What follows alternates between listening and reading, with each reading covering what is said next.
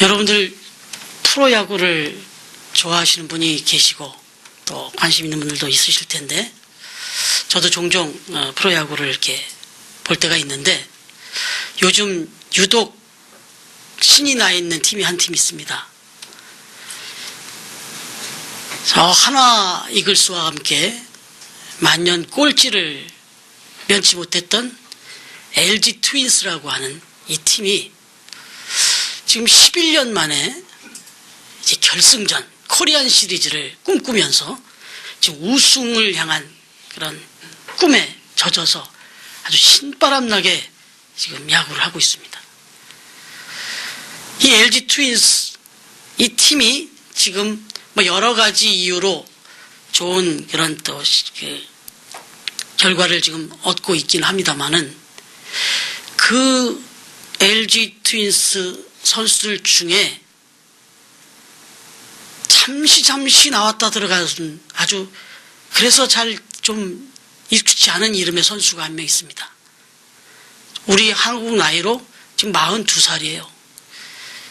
현역 선수로도 지금 최고령의 선수인데 좌완, 그러니까 왼손 투수죠. 좌완 불펜 투수라고 합니다. 항상 불펜에 대기하고 있다가 이제 나와서 던지고 금방 또 들어가는 유택현 선수라고 하는 선수인데요. 이 선수가 공을 던지는 모습을 저도 봤는데 확실히 이 프로야구 선수들 중에는 거의 뭐 할아버지 같아요. 아주 나이가 역력히 들어 보이는 선수가 위기 때문에 나타납니다. 여러분, 이 유택현 선수가 지금 42살의 나이로 지난달까지 출전한 경기 수가 875경기에 지금 출전을 했다고 합니다. 근데 이 경기 출전 기록은 현역 선수로는 최고 기록이라고 그래요. 그러니까 이 선수가 옷을 입고 이 유니폼을 입고 마운드에 올라오는 날마다 새로운 기록이 계속 써져 가고 있는 거죠. 그런데 단순히 그냥 경기장에 올라오는 것만의 기록이 아니라 이 선수가 지금 올해 아주 또 중요한 기록을 지금 쌓고 있습니다. 그것은 개인 통산 118번째 홀드를 지금 기록하고 있다는 거예요. 여러분, 홀드 좀 어렵죠, 말이. 예, 저도 야구를 좋아하는데도 정확한 의미를 사실 잘 몰랐어요. 그런데 이 선수 때문에 홀드라는 것을 좀 생각해 봤는데요. 이 홀드라고 하는 것은 자기 팀이 지금 막 이기고 있어요. 그런데 위기를 맞은 거예요. 상대 팀이 지금 점수를 낼 아주 절호의 찬스를 지금 맞은 겁니다. 그래서 우리 팀이 지금 자칫하면 지게 생기는 거예요. 여기서 이 위기를 잘 극복하지 못하면 이 팀이 이제 지는 거죠. 역전당할 수 있는 거죠. 바로 그런 때에 감독이 딱 준비하고 놓고 있다가 그 순간에 올라가라 하는 겁니다. 그래서 그 순간에 올라가서 때로는 한 선수만 딱 처리하고 내려오거나 아니면 한 이닝 세 타자 처리하고 그 회를 끝내고 내려오거나 아주 짧게 올라가서 그 중요한 위기의 순간을 잘 처리해서 다음 투수에게 이 승리의 상황을 그 위기를 잘 극복해서 그대로 연결해주고 내려오는 이 선수가 이것을 잘 이루어냈을 때 이걸 홀드라 이렇게 말하는 거예요. 그런데 벌써 이 선수가 118번째 홀드를 기록했다는 거예요. 노장으로서 저 유현진 선수처럼 선발로 나와서 시작부터 끝까지 다 던질 수 있는 그런 선수는 못 되지만 그 노장으로 중간중간 항상 대기하고 있다가 이 팀이 결정적인 위기를 맞았을 때 나와서 이 선수가 이 위기를 잘 극복하고 들어간다. 이 감독의 명령을 받고 투입이 돼서 그 순간을 잘 모면하고 들어가는 이걸 아주 잘 해내주고 있다는 거예요. 올해 LG 트윈스가 지금 이렇게 좋은 성적을 거두는 데에는 바로 이 유택현 선수의 보이지 않는 이 공로가 지금 인정받고 있는 겁니다. 여러분, 이 유택현 선수가 지금 프로에 벌써 25년을 몸담고 있는데요. 이 선수가 25년의 시간을 선수 생활을 할 때 왜 굴곡이 없었겠습니까? 왜 위기가 없었겠습니까? 자기 개인적으로. 처음에는 오비베어스 유니폼을 입고 입문을 했는데 5년 뒤에 결국은 이 LG 트윈스로 이적을 방출된 거죠. 어떻게 보면. 이적을 해와서 지금 이 LG 트윈스에서만 20년째를 지금 선수 생활하고 있는 거예요. 뭐 잊혀진 선수로도 여러 날 지나갔었죠. 그런데 이 유택현 선수가 3년 전이네요. 2010년에는 이 팔꿈치에 또 큰 문제가 생겨서 결국은 더 하고 싶어도 할 수 없는 그런 상황까지 왔었는데, 그래서 은퇴를 권유받기도 했는데 자기가 자기 자비를 들여가지고 수술대에 오릅니다. 그래서 나이 40에 다시 홀로 재활을 시작해서 결국 자신과의 싸움에서 이겼습니다. 그래서 지금 다시 또 마운드에 올라와요. 그리고는 올라와서 출전 기록을 갈아엎고 또 이 홀드 신기록을 계속 쌓아가고 있는 겁니다. 여러분, 이 유택현 선수는 요즘도 자신에게 이렇게 채찍질을 하고 있다고 그래요. 나도 사람이다. 마음이 편해질까봐 채찍질을 많이 한다. 게을러질까봐. 초심을 잃지 않기 위해 항상 힘들고 어려웠었던 때를 생각한다.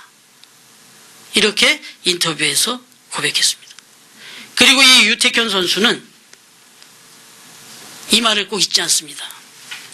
자기가 이렇게 오랫동안 선수 생활을 하고 이 마지막에 또 이런 좋은 시간을 갖게 된 것, 감독님을 잘 만나서 여기까지 온 것이다. 보통 젊은 감독님들은 자기 같은 노장들을 잘 쓰지 않는다. 그러나 자기 팀에 또 좀 노장 선수가 있는데 은퇴를 할 뻔했던 저 이병규 선수도 지금 전성기가 아니냐. 감독님이었었다면 그도 나도 없었을 것이다. 이렇게 고백을 하고 있는 것입니다. 여러분, 왜 이 유택현 선수, 이병규 선수 이런 선수들 이야기를 하는가 하면 지금 오늘 우리가 묵상하고 있는 이 요한계시록 말씀, 이 요한계시록 말씀은요, 초대교회가 결정적인 위기를 만났을 때, 정말 너무나도 힘든 핍박의 순간을 맞았을 때 주님께서 너희들은 반드시 승리한다. 반드시 이겨낼 것이다. 이 메시지를 전해주기 위해서, 그래서 이 초대교회 성도들, 이 초대교회가 믿음으로 승리할 수 있도록 하나님께서, 아니 주님께서 특별히 마치 이 홀드 투수 택해서 마운드에 올리듯이 바로 이 초대교회 역사에 어떻게 보면 아주 노구 벌써 90을 말하고 있는 이 노사도 요한을 들어서 이 초대교회와 성도들에게 이 귀한 말씀을, 이 계시록의 말씀을 들려주시고 보여주시고 기록하게 하신 바로 그 요한계시록, 이것을 우리가 묵상하고 있는 시간이기 때문에, 그래서 오늘 이 사도 요한을 생각하면서 이 유택현 선수의 이야기를 잠시 드린 것입니다. 오늘 말씀에 보니까 나 요한은 하고 이렇게 고백하고 있습니다.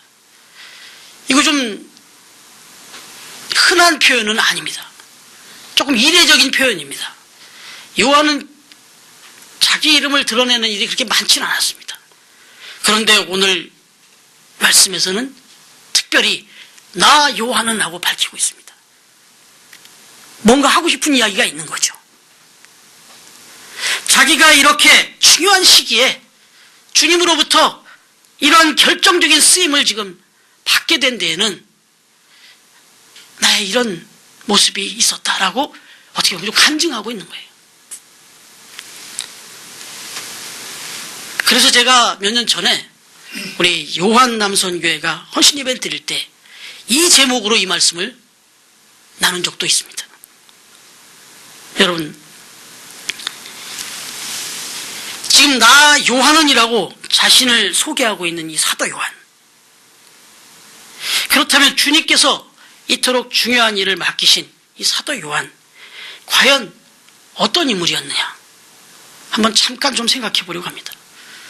사도 요한은 12제자 중에 한 사람으로서, 본래는 갈릴리의 어부 세베대의 아들로서 아버지와 함께 어업에 종사했던 어부였죠. 형제 야고보와 함께 일찍부터 가정을 떠나서 예수님의 제자가 되었습니다. 그리고 제자들 중에 있어서도 베드로와 그리고 형제 야고보와 함께 대표적인 수제자였습니다. 예수님의 공생의 기간 중에 보면 중요한 순간마다 어김없이 함께하면서 함께 주님과 동행했던 그런 제자이기도 했습니다. 그렇지만 또 이 요한의 성격은요, 아주 과격한 성격 아니었습니까? 보아너게라는 별명이 있었습니다. 우르의 아들. 아주 다혈질이었다는 거죠. 여러분, 그런 인물이었습니다. 그런데 나중에는 요한복음, 우리가 묵상했던 요한복음, 그리고 요한서신, 이런 서신 등을 통해서 사랑의 사도라고 불릴 정도로 많이 변화된 인물입니다. 이제 그는 노년에 소아시아로 가서 에베소에 머물다가 지난주에도 묵상했지만 도미티아누스 황제 때 이 반모섬에 유배가 돼서 그곳에서 바로 그 요한복음과 오늘 이 요한계시록을 기록한 것으로 그렇게 전해지고 있습니다. 그러나 여러분, 무엇보다도 그가 하나님께 이 결정적인 순간에 중요한 쓰임을 받게 된 이유, 그것은 오늘 사도 요한이 고백하고 있는 이 말씀 속에서 우리가 발견할 수가 있는 겁니다. 여러분, 오늘 구절을 먼저 한번 다시 보겠습니다. 우리 같이 한번 읽겠습니다. 시작.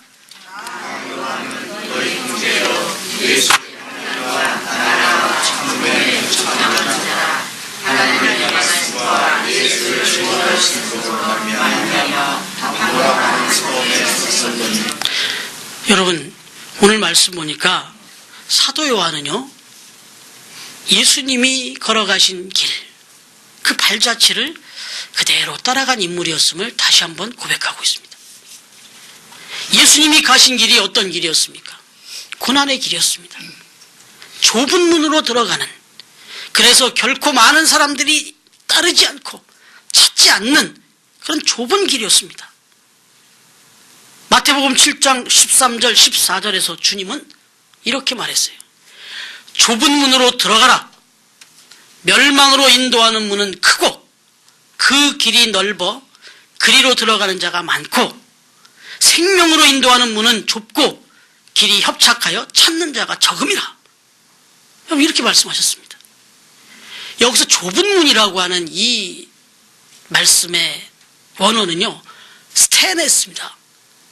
이 스테네스라고 하는 말은 박해, 핍박이라는 의미를 담고 있습니다. 박해와 핍박이 있는 길로 가라는 거예요. 누가 그런 길로 가고 싶어 합니까? 그런데 주님은 그런 길로 가라는 거예요. 다시 말하면 고난의 길을 택하여 가라는 겁니다. 그러므로 좁은 길이라는 것은 당연히 불편하고 또 인내가 필요한 그런 길이죠. 그렇습니다. 사도 요한은 기꺼이 주님이 가신 그 좁고도 불편한 그 고난의 길을 선택하고 따라갔던 것이죠. 지금 그는 이 노구의 몸으로 지금 죄수가 되어서 편안한 고향집이 아닌 그야말로 불편하기가 짝이 없는 그 반모섬에 지금 유배를 당하여 갇혀있는 그런 상태입니다. 여러분, 제가 그때 요한남선교회 헌신예배를 말씀을 전하면서 제가 오예배 때 당시에 그 열렸던 베이징 올림픽에 그 화제됐던 이야기를 제가 한번 드렸습니다. 혹시 기억하시는 분이 계실지 모르겠는데, 당시 2008년이었습니다. 베이징 올림픽이 열렸는데 세계를 깜짝 놀라게 하면서 우리 국민들에게 영웅처럼 떠올렸던 아주 화제가 됐던 기쁨을 안겨주었던 수영선수 박태환 선수가 있었습니다. 여러분, 한국인으로 최초인 건 물론이거니와 동양인으로는 72년 만에 이 수영 자유형에서 400m에서 금메달을 획득했습니다. 그리고 또 이어지는 200m 경기에서도 은메달을 획득했습니다. 그래서 뭐 전 세계가 깜짝 놀랐고, 제가 이 말씀을 준비하면서 한번 그때 영상을 다시 한번 좀 찾아봤더니 이 스포츠 이 중계하는 이 아나운서가 뭐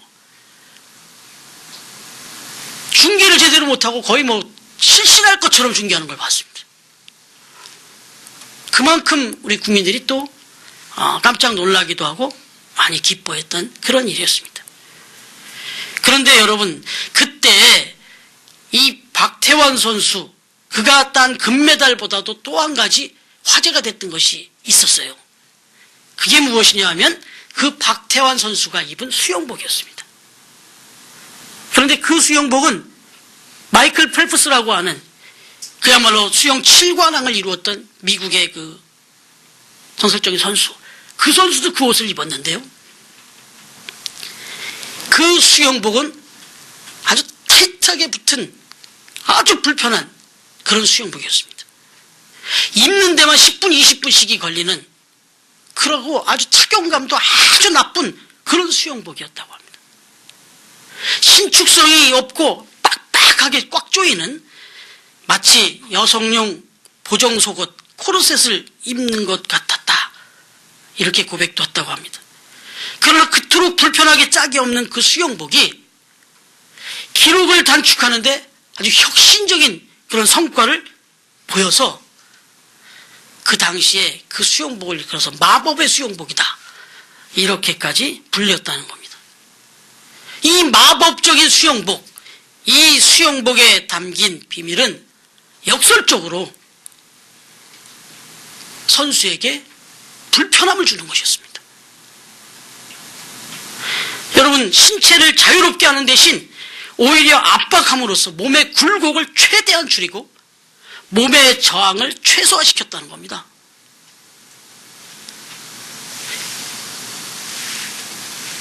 이 박태환 선수가 입었던 그 메이커가 뭐 이야기해도 괜찮겠죠. 스피도라고 하는 회사의 수영복입니다. 이 영국의 스피도라고 하는 이 회사요, 바로 이 역발상적인, 이 역설적인 이 수영복을 개발해가지고 나이키와 같은 이 거대 스포츠 업계를 제치고요, 세계 수영 역사에서 일대 혁명을 일으키게 되었다 하는 것입니다. 불편함을 택한 거예요. 그런데 거기에 오히려 역설적인 진리가 있었다. 여러분, 그렇습니다. 사도 요한은 바로 주님이 보여주신, 주님이 말씀하신 그 역설적인 신앙의 길을 따랐던 것입니다. 편한 길이 아니고 불편하고 인내가 필요한 고난의 길을 선택하고 그 길을 기꺼이 따랐던 것입니다. 여러분, 9절 말씀 한번 우리 다시 한번 보시겠습니까? 9절 말씀 다시 한번 보시겠습니다. 한번 더 읽어주십시오. 시작.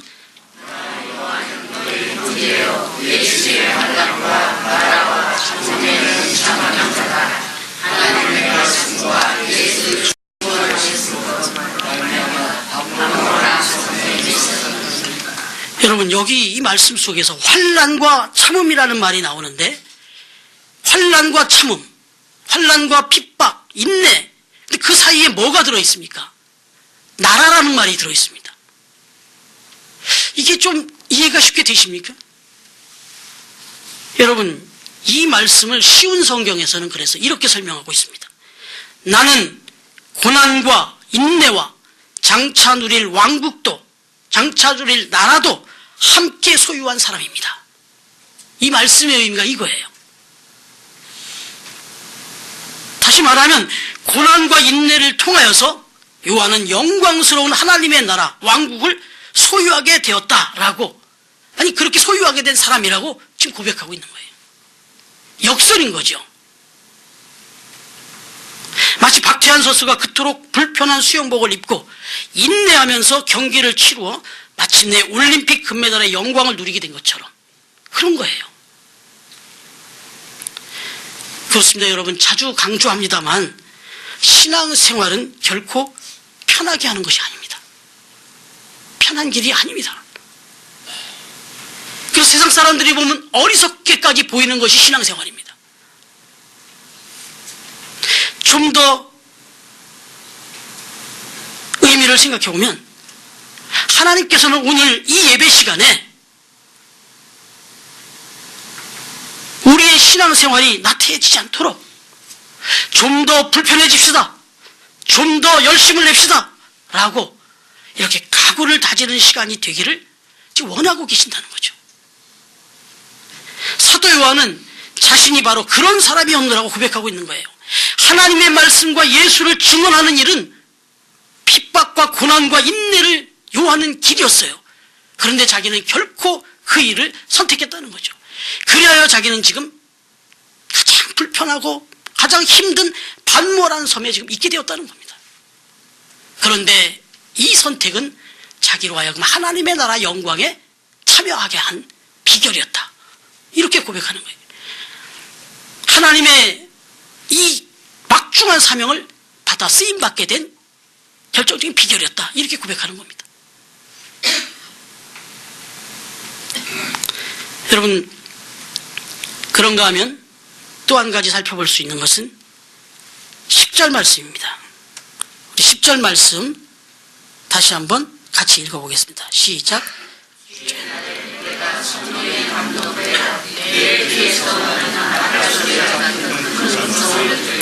예, 이 10절 앞쪽 부분을 보면 주의 날에 내가 성령에 감동되어 이렇게 고백하고 있습니다.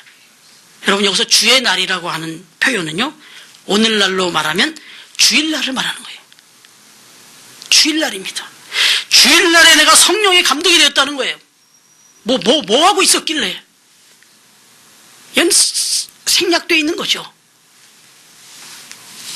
사도 요한은 지금 내일을 기약할 수 없는 척박한 유배지에서도 결코 주의 날을 잊지 않고 있었던 겁니다.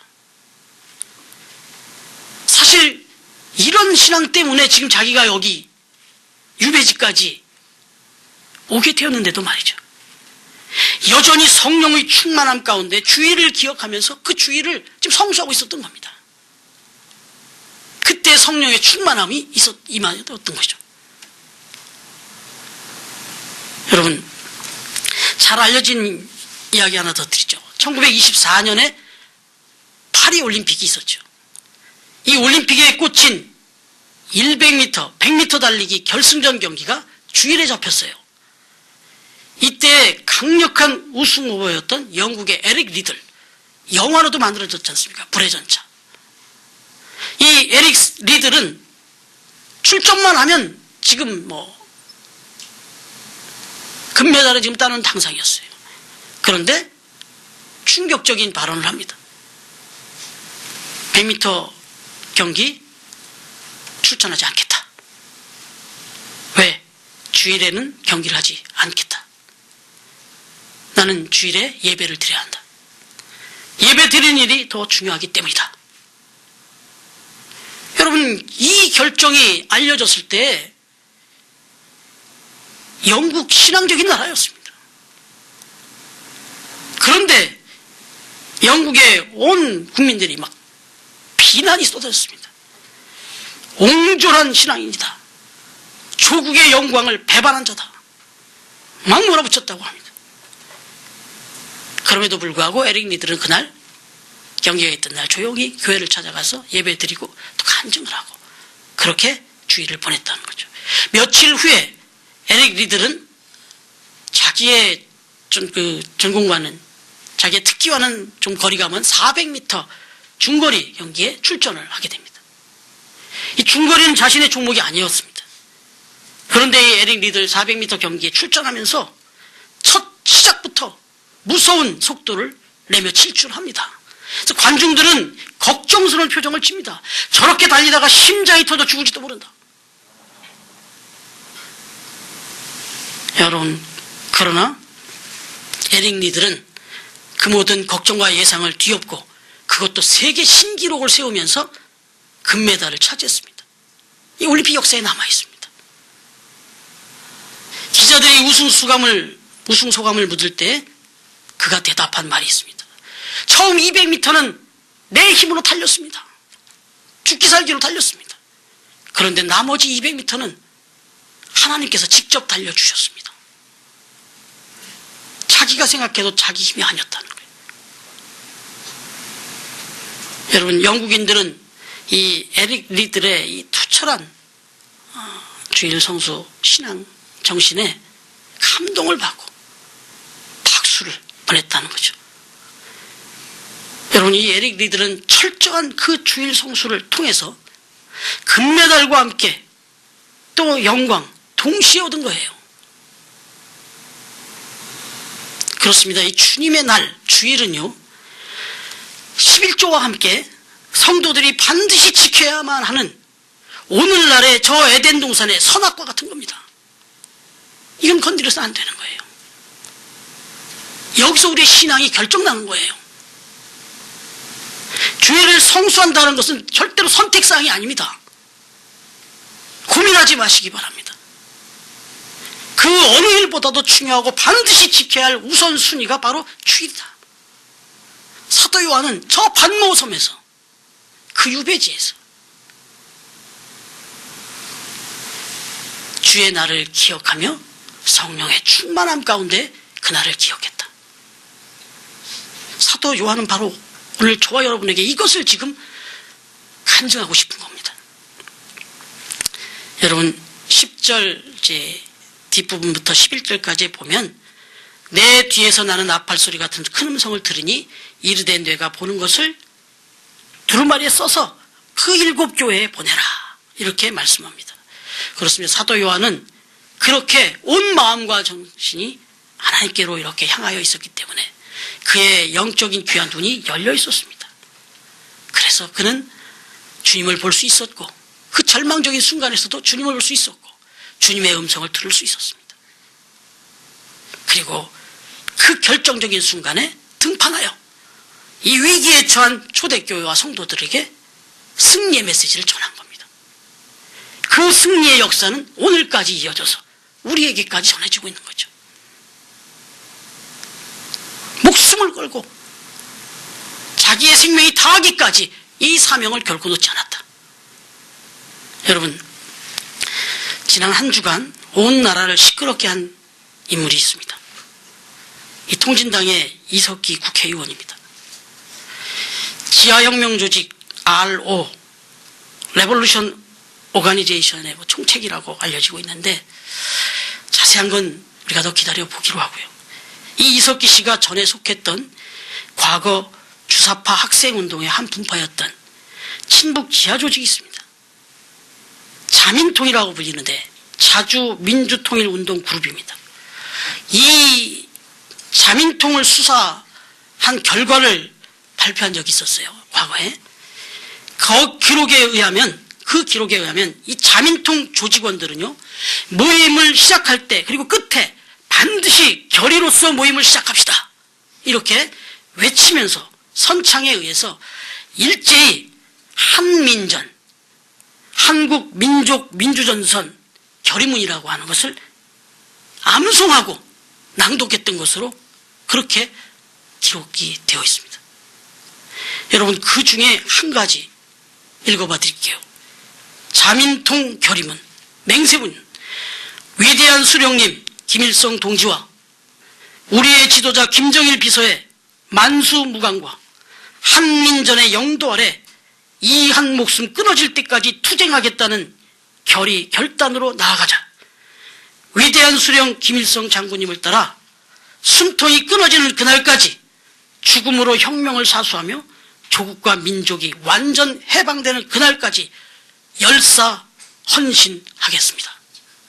이게 수년 전에 고백했던 내용입니다. 그러나 여러분, 저는 이러한 이석기 씨와 이들의 모습을 보면서 한편으로 신앙적 관점에서 부끄러운 마음이 들었습니다. 그야 그야말로 실패한 사회주의, 온 세상이 모두 다 불쌍하게 여기고 있는 저 북한 정권에 대하여 그와 그들이 보여준 그 열정과 사명감, 그리고 충성심이 이 정도인데 과연 살아계신 하나님 앞에서의 나의 사명감과 헌신은 어느 정도인가? 이런 생각을 해보니까 참 부끄러운 마음이 들었습니다. 나는 과연 하나님께서 맡겨주신 이 몸된 교회를 적어도 이런 자세로 섬기고 있는가 돌아보니 참 부끄러웠습니다. 여러분은 어떻습니까? 주님을 위하여 죽음까지도 불사하고 온 몸을 다 바쳐 충성과 헌신, 그런 불같은 열정이 여러분에게는 있으십니까? 이와 같은 열정으로 신앙생활을 하고 계시느냐는 거예요. 겨우 주일 하나 성수 가지고 고민하는 신앙이 되어서 되겠냐 이거예요. 이와 같은 헌신으로 정말 주님의 핏값으로 세워주신 송파교회를 우리가 어떻게 섬기고 계시느냐 이거죠. 사랑하는 성도 여러분, 오늘 본문의 사도 요한처럼 기꺼이 불편과 고난을 감수하면서 예수 그리스도의 일에 정말 열심히 동참하면서 주의 날을 잘 성수하시면서 영적인 귀와 눈이 열려서 바로 오늘 이 시대에 주님 앞에 그리고 이 송파교회를 위하여 크게 쓰임 받으시고 또 하나님께는 영광을 돌릴 수 있기를 주님의 이름으로 축원합니다. 기도드리겠습니다. 하나님 아버지, 감히 주님 앞에 서는 날 나 요한은 이렇게 고백할 수 있는, 우리의 이름을 기꺼이 부끄럼 없이 넣어서 고백할 수 있는 부끄럽지 않은 신앙인들이 될 수 있도록 주님 저희들을 붙잡아 주옵소서. 이 마지막 때에 이 분명하고도 확실한 이 계시록의 말씀을 주셨는데 이 말씀 한 절 한 절 읽어갈 때에 우리의 신앙을 다시 한번 새롭게 해주시고 새로운 결단이 있게 하시고, 그래서 정말 주님 앞에 서는 날 부끄럽지 않은 우리의 신앙이 될 수 있도록 주님 우리를 통하여 영광 받아 주옵소서. 모든 것 주님께 의지하오며 예수님의 이름으로 기도드립니다. 아멘.